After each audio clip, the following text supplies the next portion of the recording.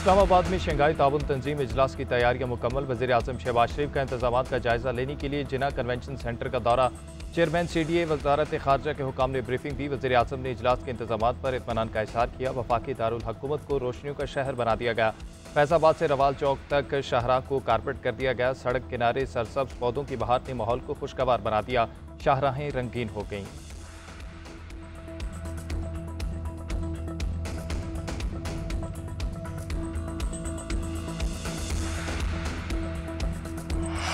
तहरीक इंसाफ की इस्लामाबाद पर यलगार रोकने के लिए पूरी ताकत इस्तेमाल की जाएगी। बानी PTI को सारी सहूलियात अदलिया ने दे रखी है। 15 अक्टूबर को एहतजाज की कॉल पर अदलिया को नोटिस ले लेना चाहिए था।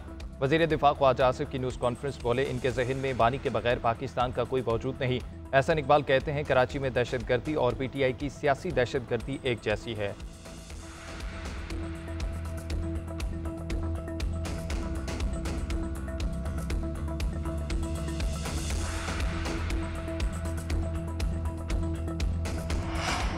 हुकूमत का आईनी अदालत के क़याम पर इसरार। JUI का इनकार। आईनी तरमीम का ऊँट किस करवट न बैठ सका। JUI ने खसूसी कमेटी के इजलास में आईनी तरमीम का अपना मुसविदा पेश कर दिया।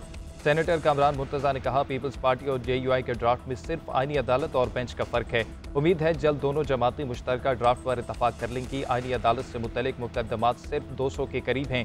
चंद मुकदमात के लिए इतना बड़ा सेटअप बनाने की ज़रूरत नहीं। पार्लियामेंट की खसूसी कमेटी का इजलास 14 अक्टूबर को दोबारा होगा।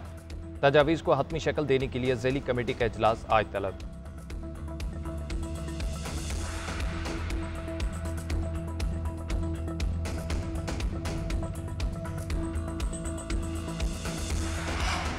तहरीक इंसाफ ने आईनी अदालत बनाने की तजवीज़ मुस्तरद कर दी। चेयरमैन PTI बैरिस्टर गौहर कहते हैं, हमने वाज़ेह कर दिया है कि आईनी अदालत बनाना बिल्कुल गलत है। हुकूमत सिर्फ 176 केसेस के लिए नई अदालत बना रही है, लेकिन सुप्रीम कोर्ट पर केसेस का बोझ कायम रहेगा। ऐसा तरीका कार निकालें जिससे केसेस निपटे। नया जुडिशल सिस्टम बनाने की जरूरत नहीं। सेनेटर अली जफर बोले, ये लोग रबड़ स्टैंप कोड बना रहे हैं। इस अदालत में 5 जजेस वज़ीर आज़म के नामजद करदा होंगे। अपोजिशन लीडर उमर अयूब ने कहा कि यह तरमीम हुकूमत की जानिब से अदलिया पर ड्रोन हमला है।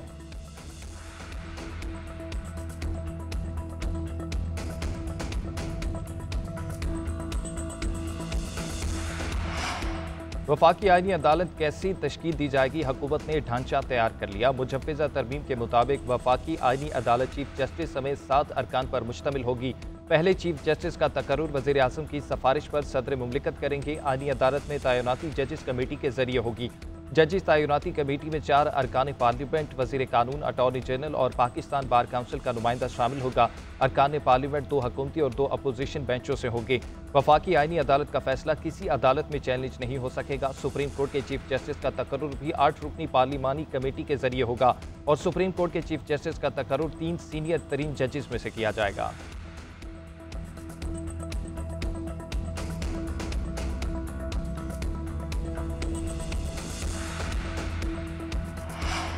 बिलावल भुट्टो ने आईनी तरमीम के लिए अवाम से तजावीज़ मांग ली। पीपल्स पार्टी का मुसविदा भी सोशल मीडिया पर शेयर कर दिया।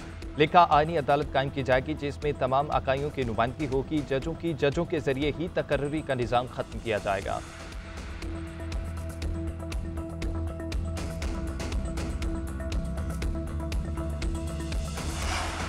आइंदा चीफ जस्टिस के नोटिफिकेशन के लिए हतमी तारीख 24 अक्टूबर है। सीनियर तरीन जज ही चीफ जस्टिस बनेंगे।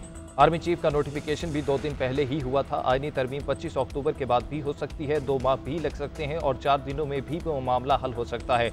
वफाकी वज़ीर कानून आज़म नज़ीर तारड़ की सहाफ़ियों से गुफ्तगू। बोले, अमरीका में सदर जजेस की तैनाती करता है और पार्लिमानी कमेटी इंटरव्यू करती है। भारत में पार्लियामेंट जजेस की तैनाती और बरतरफी भी करती है।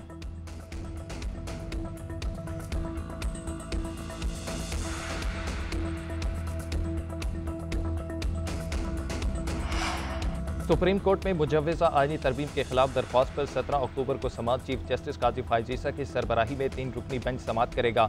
Justice Naeem Akhtar Afghan, justice Shahid Bilal Hasan bench में शामिल। साबिक सदर supreme court bar Abid Zubairi ने मुजव्वज़ा आईनी तरमीम के खिलाफ आईनी दरख्वास्त दायर की थी।